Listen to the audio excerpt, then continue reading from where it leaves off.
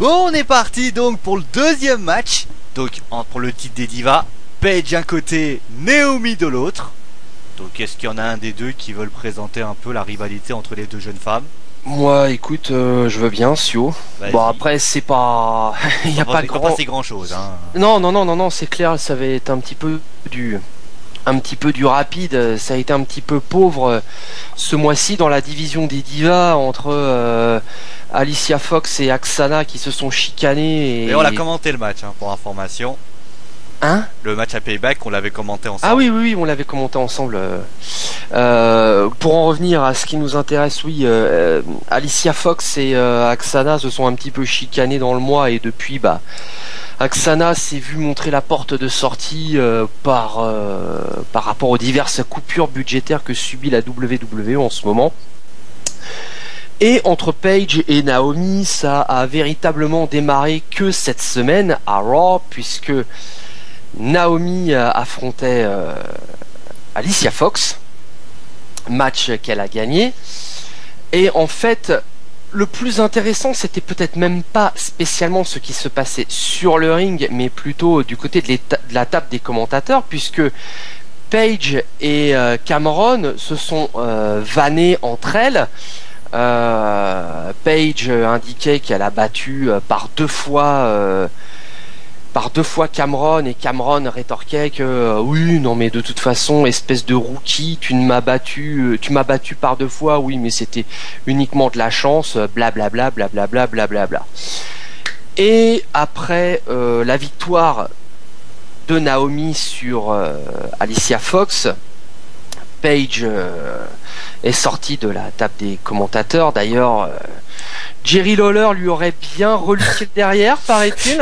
Ah oui, parce que je vais te dire un truc, soit il regardait, il avait perdu quelque chose, soit il est en train de remater quelque chose qui était, on va dire, du côté de l'anatomie féminine, si vous voyez ce que je veux dire. Il en profite. Ah là, non, mais j'ai envie de dire, nous restons des hommes, et non, c'est Jerry Lawler qui reste comme il est, c'est pas pareil. Aussi, ouais, Jerry Lawler est bien connu pour pour ses, on va dire sa passion pour les femmes en général. Et donc du coup, Paige est montée sur le ring. Elle a tendu la main à Naomi. Naomi lui a serré la pince avec un petit défi du regard, mais ça restait bon enfant. Voilà, ça restait bon enfant. Il y avait une certaine rivalité, mais avec quand même un respect de part et d'autre. Et en fait, on va dire que ce combat entre Naomi et Alicia Fox a plus ou moins servi de first contender match, puisque un peu plus tard dans l'édition de Raw de cette semaine, on a eu l'officialisation de ce combat entre Paige et Naomi, tout simplement. Alors, donc il faut savoir que c'est Paige qui a dit d'ailleurs à un moment donné, peut-être qu'elle mérite aussi un match. Ouais. Elle l'a dit, hein. Oui, il me semble, oui. Donc finalement, elle n'a fait que, elle a vu le talent de cette jeune femme. D'ailleurs, Cameron n'a pas arrêté, je pense qu'elle n'a pas du tout digéré parce que oui. J'ai eu l'impression que ça se dirigeait vers. J'ai l'impression que quand Cameron provoquait Paige, c'était pour avoir un match et pas juste pour provoquer. Exactement. Et pour finalement, avoir un match, elle n'a pas réussi parce que Paige, elle était concentrée sur ce qu'il y avait à l'intérieur du ring. Elle s'en fichait pas mal de ce que l'autre balançait parce que je crois pas que Paige ait beaucoup parlé dans. Non, c'est plus Cameron qui a fait sa relou, qui a fait limite sa racaille. Vas-y, t'as vu, tu m'as battu qu'avec que des coups de bol, nanana. On salue Anissi, bien sûr, notre racaille à nous. bon, revenons à notre série. Non, mais c'est vrai que je pense qu'il y a quand même un problème. Déjà, moi, ce que je trouve étonnant, c'est que, en fait, à Main Event, elle avait battu, et ce qui m'étonne quand même, c'est que j'ai l'impression que Naomi et Cameron, ça commence un peu à avoir du rififi parce que à un moment donné, Naomi, après le match, a serré la main de Paige de manière très fair-play. Voilà. Et Cameron a fait pourquoi tu lui serres la main? Genre un peu du style pourquoi tu lui serres la main? C'est rien, vas-y. Et finalement, oui. Quand il s'est passé ça, est-ce que ça n'a pas montré à Cameron a peut-être été vexé par rapport à ce qu'elle a. Après, elle a perdu, c'est pour ça aussi. Elle a perdu, et A plus B a fait donner, et en plus de ça, Paige offre un match à Naomi, alors que Cameron en veut un. Ouais. Tout ça fait que en général, bon après c'est peut-être aussi un problème d'opinion, on peut considérer ça comme ça.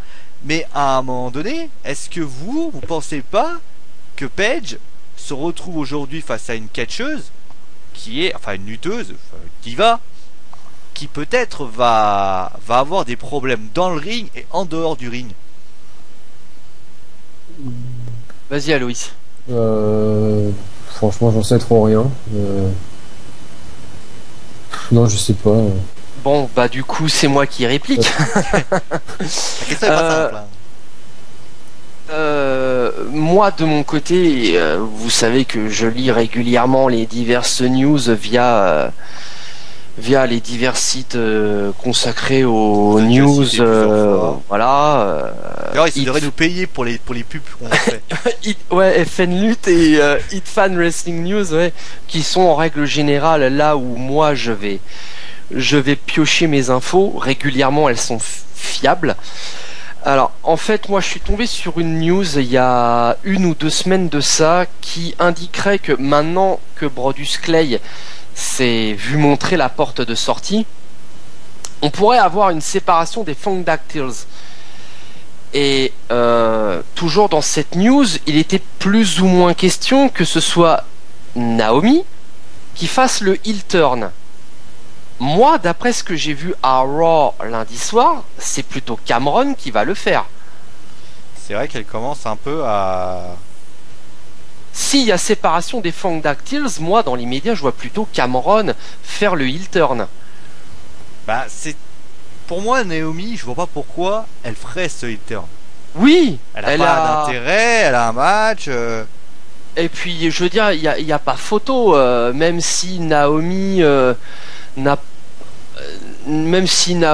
pas non plus le niveau in-ring que peuvent avoir d'anciennes lutteuses ou d'anciennes divas de la WWE comme Trish Stratus, comme Lita, comme Mickie James ou comme Gail Kim. Naomi, elle a quand même un niveau de catch que moi j'estime très correct. Quand elle lutte, je trouve pas ça vilain, je trouve ça plutôt sympa à regarder. Et Naomi, niveau in-ring, elle est quand même un cran au-dessus de Cameron, faut pas déconner. Ah, c'est vrai que Cameron... Bah d'ailleurs, de toute façon, je pense que l'image la plus forte, c'est que Naomi est gagnée et que Cameron est perdu. Je pense que c'est ça la réalité.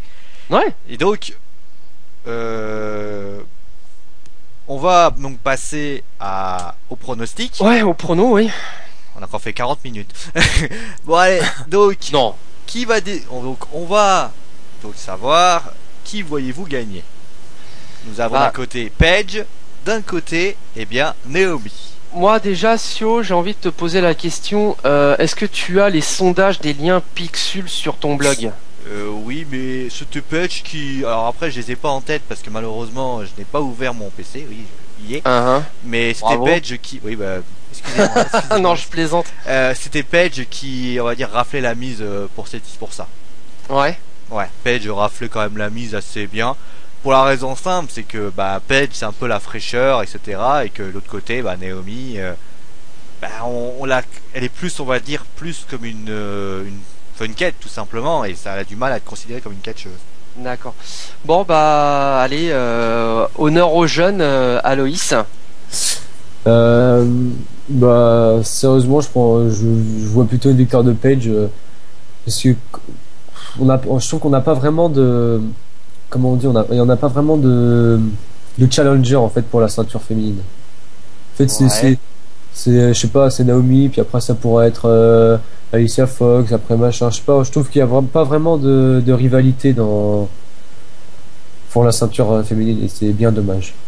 Donc moi je vois une victoire de Paige jusqu'à ce que une diva arrive et qu'il y ait une véritable confrontation entre cette lutteuse et l'autre, quoi. Voilà. Papy. Sans grande surprise, je vais aussi y aller avec une victoire de Paige qui devrait conserver sa ceinture de championne des divas parce que tiens, j'ai les sondages chez toi, Sio. Merci. Donc t'es là, c'est je ferais sans doute. Donc on est à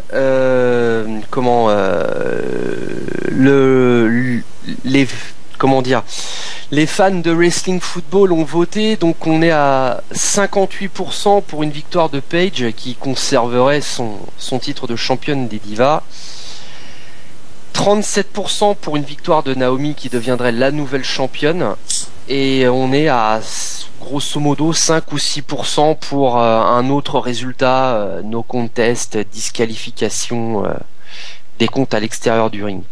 Donc oui, je vois Paige conserver sa ceinture, puisque j'ai un petit peu dans l'idée que malheureusement pour elle, Naomi en début d'année a laissé passer sa chance, puisque on se souvient qu'elle devait être aspirante au titre des divas d'Eiji, et que elle a eu cette fameuse blessure à l'œil qui l'a éloignée temporairement des rings. Moi je suis bien dans l'idée que Paige gagne pour que derrière il y ait en fait tout simplement un clash et une dissolution des Funk Dactyls. Et dans ce cas-là, Naomi pourrait prendre le rôle de face. Enfin, elle est déjà face, et Cameron pourrait confirmer son début de heel turn. Okay. Ça, voilà mon argumentaire là pour ce match. Il casse vraiment pas trois pattes à un canard. Je vois pas d'autre explication.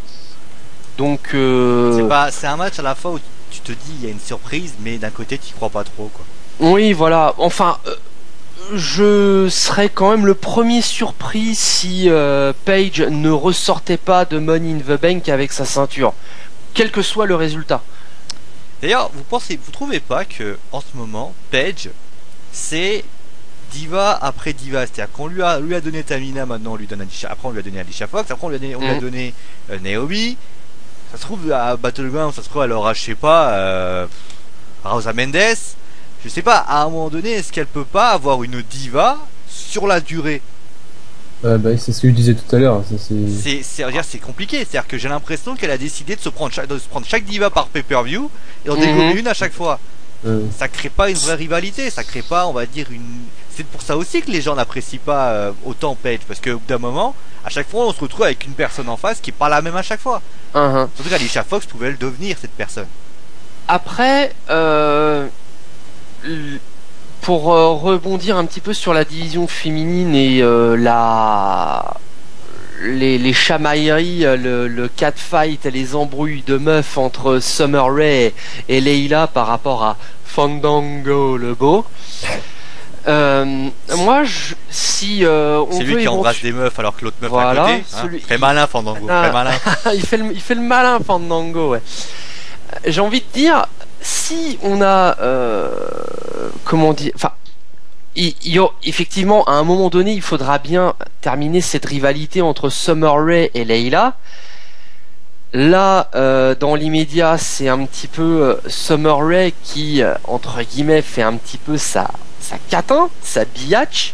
Je précise juste une chose, c'est que c'est elle qui s'était fait larguer, donc la biatch, on peut considérer qu'aussi que c'est pas non plus que ça que de. Non, mais de toute façon, dans leur tempérament, dans le personnage que se donne et Summer Rae et Leila, elle démontre des comportements de garce qui feraient limite tout pour Fandango, quoi.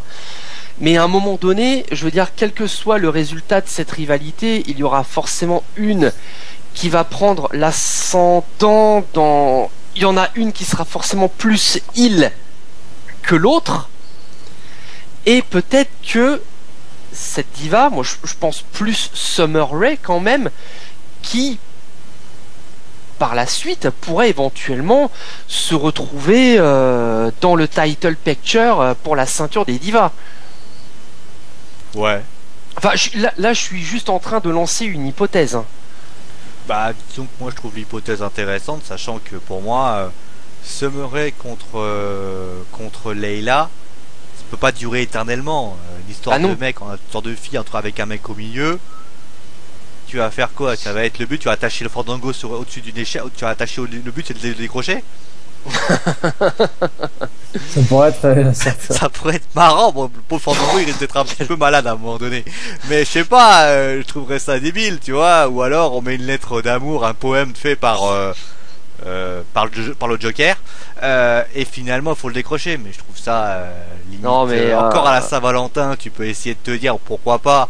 Non, mais voilà, après les deux divas qui s'arrachent un petit peu le même gazier, c'est marrant dans l'immédiat. Moi personnellement, la feud entre Summer Rae et Layla m'amuse beaucoup dans l'immédiat, avec quand elles se foutent du lait sur la tronche, où c'est Layla qui a foutu de la litière pour chat, je crois, sur Summer Rae, c'est ça? Oh, ça va loin, dis donc. Ouais. Non, mais ça va quand même assez loin. Maintenant, je préfère voir ça, par exemple, que Caitlyn, qui a été tournée en ridicule l'année dernière par Biggie et Jelly, quoi. C'est deux styles différents, parce que pour se part de ce principe-là, Stéphanie qui finit dans la boue. Ouais, mais ça c'est bien fait pour sa gueule. Ah, Stéphanie. Du coup, t'as pas donné ton prono, voilà, je crois. Oui, parce que je vous ai laissé parler. Donc, pareil, hein, on va finir par croire qu'on va être d'accord pour tout. Hein. C'est Paige. Mm-hmm. C'est une raison simple, c'est que je comprendrais. À part si peut-être voir une rivalité entre Cameron et Naomi pour le titre, mais je vois pas l'intérêt, puisque Paige resterait à tourner autour.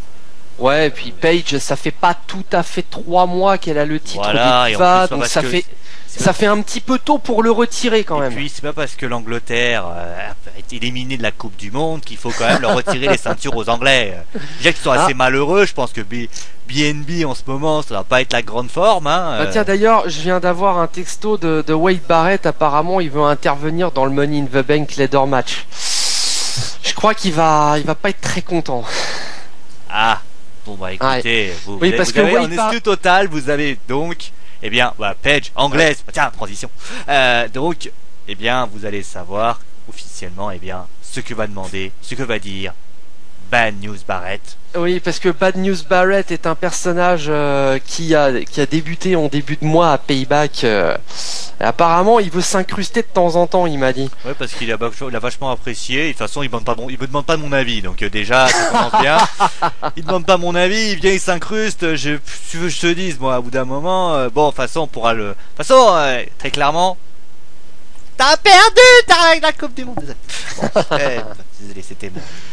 Quand même imaginer quand même que voilà, les Anglais se sont fait éliminer. Ouais. Par un titre s'appelle Godin en plus. Ouais. Bon, allez, est-ce que vous avez autre chose à rajouter sur ce match? Non, pour moi c'est bon.